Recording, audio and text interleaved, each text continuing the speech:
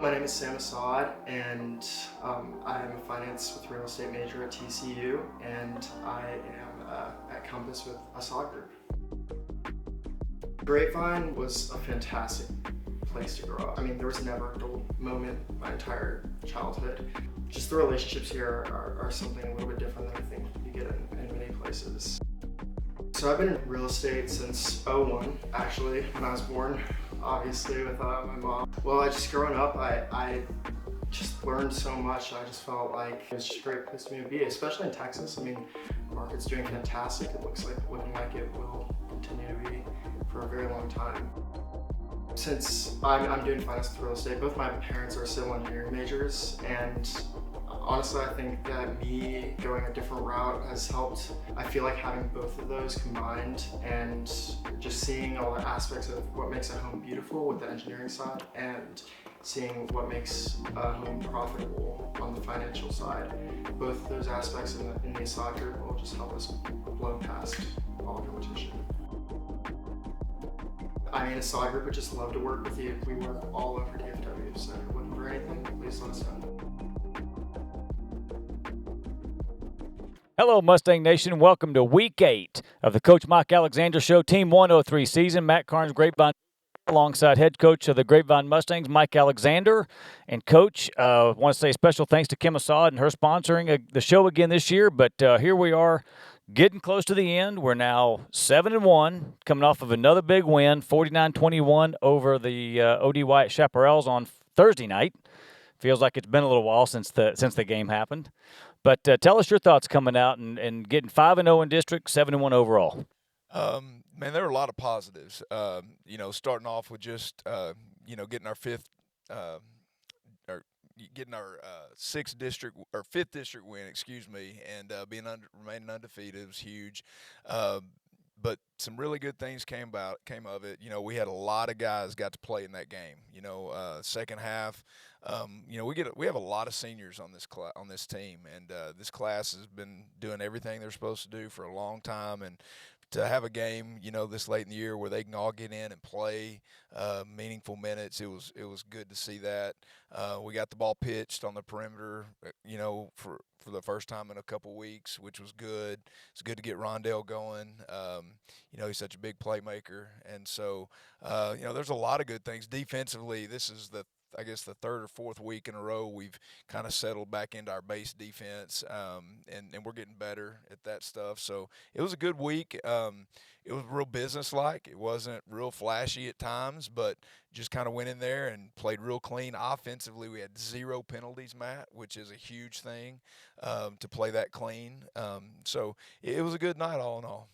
Well, you showed up and took the ball down and just exactly what you'd want to do. You went down and scored efficiently. You stopped them and kept it going. And, you can't overlook the fact that OD Wyatt shows up as a 6-1 ball club. So it's not like they're a bad ball club. They look like you did a good job all the way around taking care of business. Yeah, the first drive it was a little shaky. We had a fourth and 3 we had to execute to keep the drive going, but yeah, we did though, and they're a good team. I mean, there's a reason that right now they're 6-2, and they're going to be a playoff team. I mean, our district. The 4 playoff teams are set. It's just a matter of the seeding at this point. We got to play this thing out to see who's going to be 1 through 4. But Mustangs, the Chaparrals, the Arlington Heights Yellow Jackets, and the Colleyville Heritage Panthers are all going to the playoffs this year. Well, and one of those is coming up this Friday night. So that's going to be the district championship. We'll talk about them here in a little while. Still number 5 in the state. So that's looking good. But as we're getting ready for the next game, and before we meet our DNA players, tell us about the freshman and JV week. Yeah, so it was a good week. Our JV took care of business and beat OD Wyatt. Played a good game. We're getting things going with the JV again. They actually got the ball in the perimeter in the triple option game and got it pitched a few times and did a good job there. Freshmen had a little bit of a tough week. Our freshman B team got beat by Arlington Martin, which is a big 6A school, and then our freshman A team, our red team, they played Gainesville's JV. Gainesville's having an open date, and their JV needed a game. Our freshmen needed a game. So, went ahead and played them, and they had some varsity players they moved down. There were some stickers on those helmets that our freshmen were having to go against. But they did a good job offensively. We threw the ball around a little bit for the first time this year, and got some first downs and things of that nature, through the air. So it was good to see that the offense take a step forward in that way. Well, that's good. It'll teach those kids what they've got coming, so they'll be ready for it when they get there. All right, well, let's meet our DNA players of the week here. We want to say a special thanks to Look Cinema Theater here. So as you can tell, we're under the bright lights in the theater here. So let's hear it for Look Cinema and our DNA players of the week. We're going to start number one with our attitude player this week, Evan Baum. So as Evan slowly but surely moves his way in here, Evan, for those of you who may or may not know, is quarterback of this thing. So now we are here in week 8. You kind of started this thing. It seems like it was just yesterday. We were talking about that Frisco-Wakeland game where you're trying to figure out, can we or can't we even run this offense? Now we're comfortably doing it. Tell us about running this offense, how it's getting more comfortable for you, and then we'll talk about the Attitude Award. Each week we practice it a lot more, and it just gets more comfortable as it goes on, and just reading the defense gets more smooth. Well, this week they were not an easy team to cut up the middle. You gave the ball to Parker a lot, and he was having to fight for yardage up the middle. Got a big one coming up this week. You looking forward to the big one this week? Yeah, absolutely. Can't wait. You ready for some extra film sessions this week? Yes, sir. Well, good. So tell us about the Attitude Award. You got the Attitude Award. What led to that? Just waking up Monday, you got to set your mind right, and that just kind of helps the week go on better, because if you wake up with a bad attitude, it's hard to get out of that. So just waking up good, and really just our whole team waking up good has a good start on the week. Well, you're going to have to this week so you can get out with the district championship. So keep it up. Hopefully we'll see you again with another Attitude Award down the road. Let's hear it for our Attitude Award winner this week, Evan Baum. Next up, we've got the Compete Award winner this week, Rondale Carradine. And anybody who's has seen or will see the highlights knows why he's up here, partially why he's up here. You got the Compete Award this week. Tell us why you think you got the Compete Award. Just attacking every play with a 1-0 mentality, as our coach says. Just attacking the play like we know we're going to win the play, and just giving it all every play. Now, you had a couple of instances the other night where it didn't go quite as planned in the beginning. You kind of got tripped up a little bit. You had to scoop one up to get around the end. Tell us what's going through your mind on those plays. Well, the one that I tripped on, I think I was going a little bit too fast, but I just tried to gain my leverage again and gain my balance and everything, and just try to get for every yard that I could. And on that one that got on the ground, hindsight isn't always 20/20. I probably should have hopped on it, but I saw the ball and I tried to scoop it up and make a play. So at some point the ball's back in your hands, you look up and you think maybe I've got a chance, or were you just fighting all the way through to try to get to the end zone still? I don't really think whenever I'm playing. Our coach puts us in a position to where we can play without thinking a lot, and a lot of the times my mind just goes to just other places, but I just tried to pick it up and make a play. So well, it was fun to watch. So congratulations on getting the Compete Award this week. Let's hear it again for Rondale Carradine. Next up, we got Latham Way. He is the Tough Player of the Week. Now, number 11 shows up a lot in the middle, so that's a good thing. If you're getting the Tough Award, that means you're doing something tough. Tell us why you think you got the Tough Award this week. Yes, sir. I think I got the Tough Award this week. Just playing comfortable even through uncomfortable situations. If the offense busts a big one, just playing the next play and sitting in there comfortable. One of the things I've always loved to hear, one of the things you learn about sports, always focused on next. Good, bad, or indifferent, you still got to focus on next. So that team had some size. Talk about trying to get in, because it looked like you were shooting some gaps and getting in the backfield quite a bit. Tell us what was going through your mind and what was happening on the defense this week. Yes, sir. They had a pretty good-sized O-line, but our guys up front were real tough, and then my job is just spill everything. So I'm going in there, fitting gaps, just open hole, I'm going to hit it. Here comes chaos, right? Yes, sir. Good job. Well, keep it up. Do it again this week. Let's hear it again for this week's Tough Player, Latham Way. Coming up next, we got the Family Guy. We'll have Cy Owens, our Family Player of the Week. Now, Cy is in the on one of the offensive linemen. So tell us from the offensive line this week what was going on, because they had some pretty good size on the defensive line as well. Their defense was really tough. They were bringing a lot of heat up through the middle. Tell us what was going on the offensive line this week. Yes, sir. You know, we practiced pretty hard this week preparing for this game. I think a big part of it was just sticking with our double teams and really digging out their D linemen and trying to push them back so our running backs had some room to run. So you got a big one coming up this week. What's the thought process and mentality going in for what's ultimately going to wind up being the district championship? You know, I think we kind of got to go into this week. It's a nameless, faceless opponent. Yeah, we're playing for a district championship, and we're really excited, but we're just trying to take this one day at a time. Just have the best practice we can each day. So, Si, if you don't realize this, you're probably a coach waiting to happen. The way you're answering the questions, the way you're handling all this, I think you got a coaching future in front of you someday. So let's hear it again for this week's family player, Si Owens. Last player we have with us today is our our discipline player, Hunter Lasher. Safety number 25, all over the field, doing a good job. Tell us why you think you got the fight award this week. I got discipline, but I think. Oh, I'm sorry. Discipline, my bad. Sorry. Thanks for correcting me. I think it's just because I always try and do my 111th, and I always try and just make sure I know what I'm doing at all times and just strive for excellence in all I do. So you got the big district championship coming up from the defensive back standpoint. What are y'all looking for this week? You know you got one of the best running backs coming. So what's the thought process and mentality coming with getting ready for this game? We have to have really disciplined eyes, and we're coming up real fast to stop the run, but don't get caught up in it and let some pop over the top. Well, and as we've heard, he's one of the best running backs the Grapevine Mustangs may have seen for a while. So y'all got a big job coming up. Yes, sir. So I got one more question for you before you go, and you don't have to worry about Big Brother because he's a college student. He's studying. He's not paying attention. He doesn't have time for coaches' shows. So since he'll never know the answer, who's the better Lasher? Me. You, okay. There we go. Discipline shows up. So we're sorry that we can't have our fight player this week, Tristan Sneed. He is actually at the school board meeting tonight receiving the National African American recognition for the National Merit Scholarship. So Coach Alexander let him off for the night. So congratulations to Tristan for getting your the fight award this week. But with that, let's get back to the game Friday night. Final score 49-21. As we said, Wyatt goes 6-2. The Mustangs go to 7-1. Let's take a look at some of those highlights, and we'll see why some of these guys wound up with these awards they did.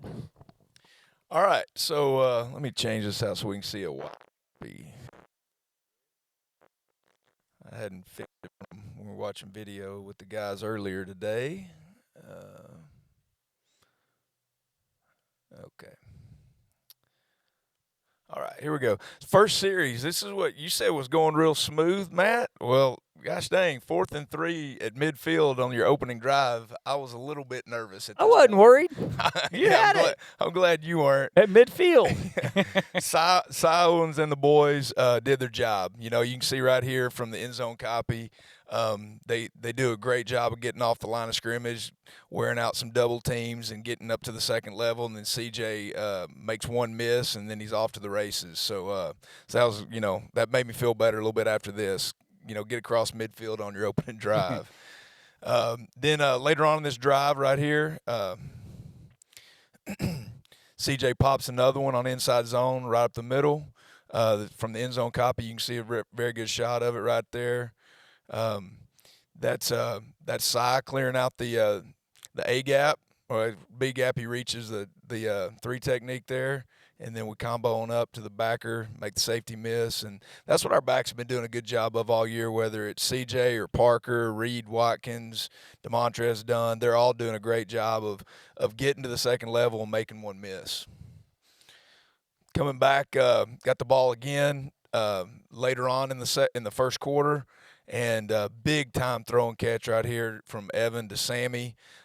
Sammy cuts his route a little shorter than we want him to. You can tell the ball's a little bit high. I think Evan was expecting to be a little bit deeper. But, I was giving Sammy a hard time. I didn't know he was that fast, man. He almost broke it. He turned the Jets on, didn't he? So almost got through there. Take a look at the pass pro right here. Offensive line and running backs, tight ends do a great job. protecting our quarterback right here. Allow him to throw a nice ball to Sammy. And then later on this same drive, once again, like I said, it's 7-0, I believe, right here. Here we go. Come on, video. Come on, internet. Everybody needs to turn their Wi-Fi off. Let's doing it again. I'm not sure that's everybody's Wi-Fi here. Well, boy, and the internet just does not like us, Coach. That's just all there is to it. Well, let's see here. Go to the next one. Maybe we can get this one going. End zone copy. Here we go. Maybe the internet will like the end zone copy a little bit better. This was a goal for us. We really wanted to get the ball pitched on the perimeter last week, and Brady gets out a little bit too wide on his block, which makes it a little tougher than it has to be. But he gets enough of the force player there, and then Rondell does his thing in the open field and off to the races. Good block from Parker there to free him as well. Parker, we work hard at that. Our guys, they work extremely hard at that every week, blocking on the perimeter, and it's starting to pay off. Defensively, get defense joining the party here late in the first quarter. O.D. White put together a little bit of drive. Now, 30 yards of it was on penalties, okay? We had two pass interference penalties. They had a big, tall wide receiver. He was a big guy, yeah, he was, for sure. He was 6'4", 220, and we got two pass interference penalties that helped them get down there. But the defense is going to stand strong down here and take care of business. They come out and try to run a little speed option. Right here, our defense plays extremely well. Dalton Knapp tackle for loss. And your linebackers were shooting gaps. We had a good tough all night. We definitely had a good night. Good night up front. I guess the internet's going to want us to watch the end zone copy here, Matt. Okay. That's a good picture of Dalton just doing his job, scraping over the top, fighting off that block after he goes inside. He had nowhere to go. Yep. All right. This is a fourth down stop right here. If I'm thinking right, yeah. So this is going to be fourth down. Nope, never mind. This is third down. Throw a little gel screen. Just notice our defensive guys swarming the football. It's going to be the theme as we watch these defensive highlights the rest of the night. You're just going to see a lot of white jerseys swarming the ball. This is the fourth down play, I believe. Yep. So they try and go to the big 6'4", 220 tight end or receiver. They play him at tight end here, and Darion Burns makes a nice play to break up this pass in the end zone. So. Well, they think a lot of him to throw it into triple coverage. Sometimes it's more about players than plays, just try and get it to your best people, and that's what they were obviously doing right here, hoping he can make a play. And but Darion and Major Heck do a good job shutting the door on it. Come back, and we throw we got in a third and long situation down here on our own end of the field, which is not ideal, but Evan and the boys execute this very well. It's a little in cut by Caden Cook against man coverage, and Evan puts the ball where it needs to go. We got great protection up front. You just got 11 Mustangs doing their job right there on that play. He's got all day. He's got no pressure. Delivers a beautiful pass. Flip quarters. Now we're going in opposite way. This is the play you and Rondell were discussing earlier. We went back and forth. We're like, kind of what happened here. Bottom line is when you run the triple option, every play's a snowflake. It's going to look a little bit different. The pitch is going to come out sometimes a little flatter, sometimes a little steeper, but Rondell gets his hands on it, dribbles it a couple times, picks it up, and does the rest. Evan didn't exactly get a lot of time to pitch that one either. No, but Evan knows we practice this. He knows he's got to get that thing out. That's a Momo call for us, okay? So when we get two off the edge coming hot, they're communicating it. They practice it every day, and we're getting better at it too, Matt. It's just fun to watch that ball when it actually comes back up because that can go dramatically different. Yeah, it could have been bad. gonna count our blessings there. Watch the white shirts just swarming the football right here, Matt. When it's all set, I mean, this is a ball that's thrown outside the numbers. Tyler Mears makes a fantastic open field tackle, and then he's got a posse of guys, 7 of them, swarming him immediately. That's great effort by Coach Annell's defensive unit right there. And you had the linebacker Dalton coming off the backside. Mm-hmm. They had to get rid of that. Yeah, that's a bunch of guys doing their job. That's a bunch of 6 white jerseys right there. And then run a little inside zone, Parker Polk right here. Let's go to the end zone copy. I think Parker would tell you it was pretty tough sledding most of the night in there, so it was good to see him finally get one through the middle. 72 is a big old boy. I think he probably bet closer to 400 than 300. Wouldn't you say, Si? He's a big one. Si does a good job of reaching him, creates that seam for Parker, and they're fast. OD White's an athletic team. It's hard to break long ones against those guys.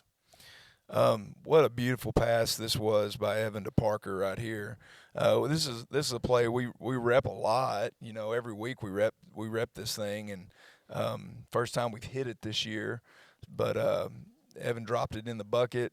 Parker makes a fantastic play, and they don't play it bad. He's covered. They got good coverage, and it's just 2 guys making a play on our part right here. Down in the end zone or down in the red zone right here, I think we run power and punch it in right there from 1 yard out. That's pretty much a staple for us when we get in tight quarters, and everybody knows what's coming. And that's what we talk about. When everybody in the stands knows we're about to run the football, we got to run the football. Yeah. And that's something that we haven't been able to do, in years past. And I'm hopeful that that's what will help make the difference in our season this year.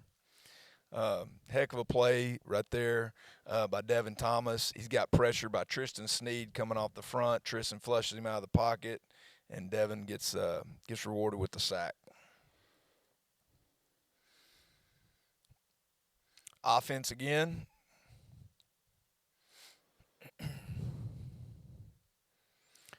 Parker inside zone, dress it up with some orbit motion. We do a lot of motions because we pitch the ball with a lot of motions. So sometimes we're giving it, sometimes we're pulling and pitching it. The whole idea is to make the defense have to honor all of it. And I think last week, by us pitching as much as we did, we're forcing teams to have to defend the entire field. Here's a better look at the end zone copy. Well, half of their left side of the defense had to stay out there. Yep. That's the thing I love about the offense. Sometimes you don't even have to block, 3 or 4 guys because they're honoring the option threat. It's not like they hadn't seen Rondale already hurt him, so they have to be ready for him. He's going to hurt him again here in a minute, too. We're going to pitch it to him one more time. Defense, swarming, playing fast, aggressive. Major Heck coming down in run support from the roof. And then rest of his teammates piling on right there. Got Latham pursuing inside out, Tyler pursuing inside out, Tatum Evans getting in the mix right there. So a lot of good stuff going on defensively.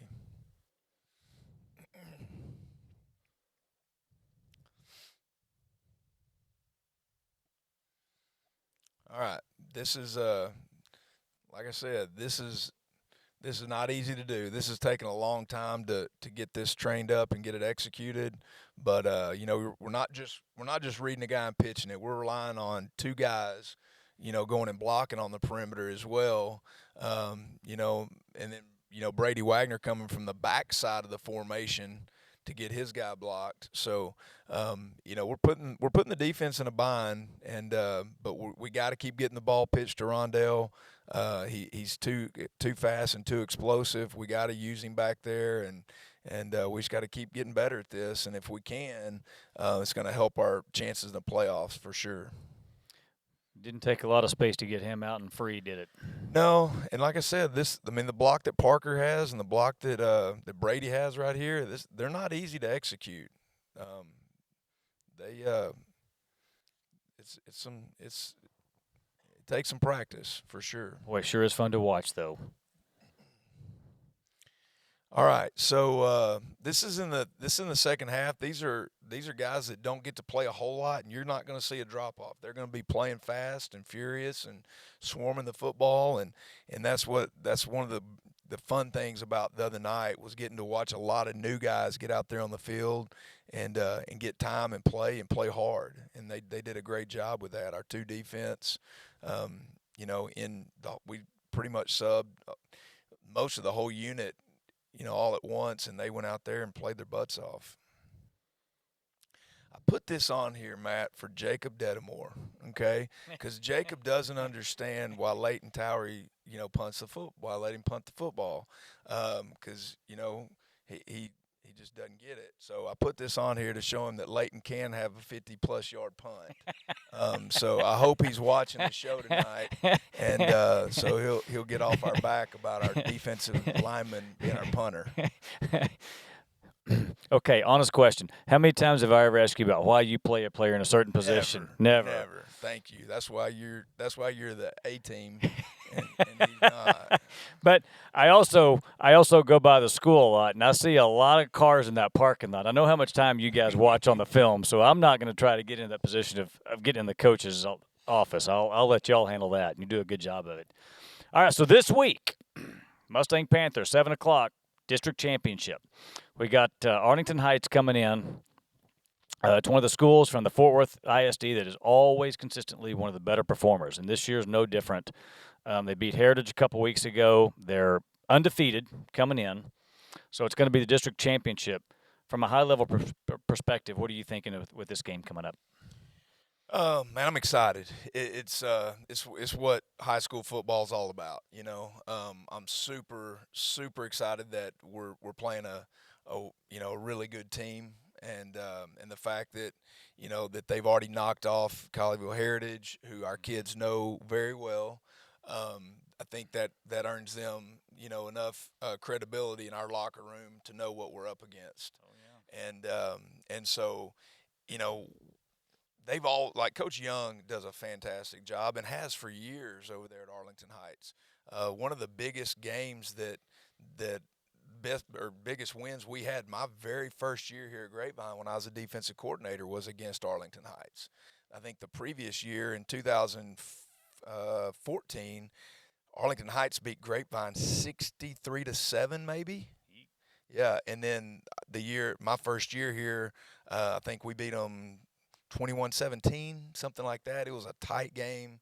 It was back and forth. We had to get a fourth down stop with under a minute to go to secure the win. And so I have a lot of respect for Arlington Heights. They've always had good athletes, good coaches. They're making us work right now. I'll be honest with you. That's why my eyes probably look a little sleepy, because Coach Handel and I were up there at the field house till 10 o'clock last night, just double, triple checking everything. And they do a good job. So it's going to be exciting. So just to set the game up here, if you look at the stats, we talked a little before the show, I mean, it's almost the same. Points per game, yards per game, percentage of running plays, very similar between the two teams. So, and you got the biggest thing, as you said, one of the best running backs y'all have seen in a while. So talk a little bit about what we're looking for there with the big running back and just the similarities in these two teams. It's going to be a violent, physical game, both sides, People know when they play us, our offense is going to be – we're going to be violent. We're going to run the football downhill, and we're going to make yards on the ground. And they approach football the same way. And I'll be honest with you, it's Coach DeBess and I were talking about this morning. Isn't it ironic that the two best rushing teams in the district are playing for a district championship? There is that, yeah. And so we committed to doing that last spring.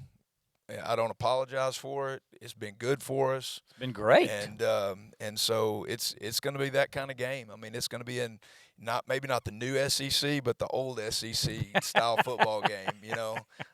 Might not be real long. It might not last very long because that clock's probably going to be running. But it's going to be a physical football game.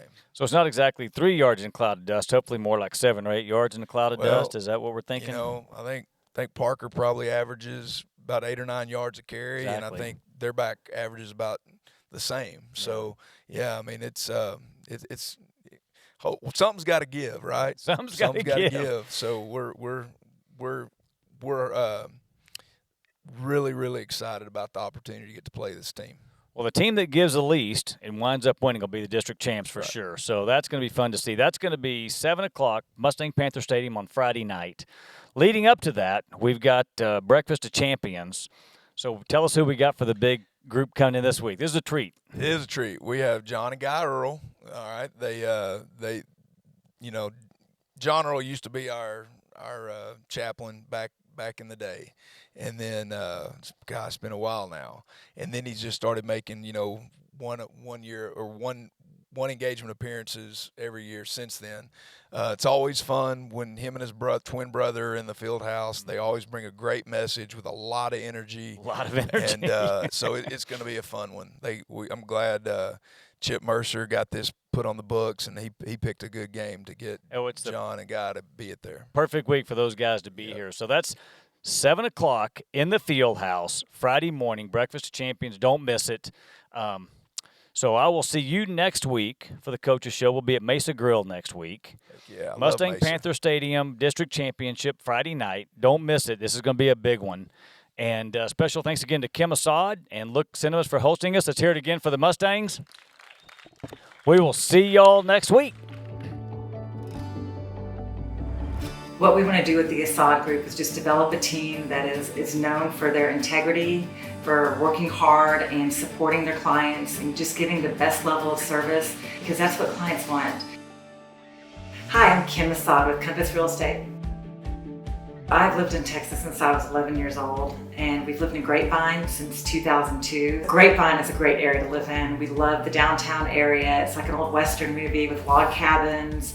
It's known as the Christmas capital of Texas, and we're really proud of our city. We love living here. Our kids grew up in the school district, Grapevine Colleyville ISD. We love their education and have been proud of just the relationships and friendships they've made in the community here. There's been all walks of life, from lots of stay-at-home moms to working parents that do a lot of volunteering for the schools. And that's really kind of how I've met a lot of my clients, is volunteering in the schools, whether I'm the teen mom or in the booster club, or volunteered with NCL National Charity League, or with my son through Second Saturdays. We've had a great time just meeting so many people in the community. I've been in real estate since 2000. I'm actually a civil engineer by degree, married a civil engineer, and then I got my real estate license back in 2000 and just have loved it ever since, because I love working with people and just the relationship. Real estate is really a relationship business. It's about developing relationships, somebody that trusts you, and that we can help them accomplish their real estate goals. I was a broker on my own before, and I joined Compass because I just love the image and the support that I have with Compass. I mean, our ads look so professional, our listings look so desirable, and it just helps the client out because I can get their homes sold faster. But I have the Assad Group under Compass. I've grown that with 2 agents initially that have been great agents, and then now my family's even joined. So my husband, who joined Compass about a year ago, and then now my son. I just want to welcome your business, and if you have any real estate needs, whether you're looking for a rental, a purchase, to sell your house, or an investment property, just call me.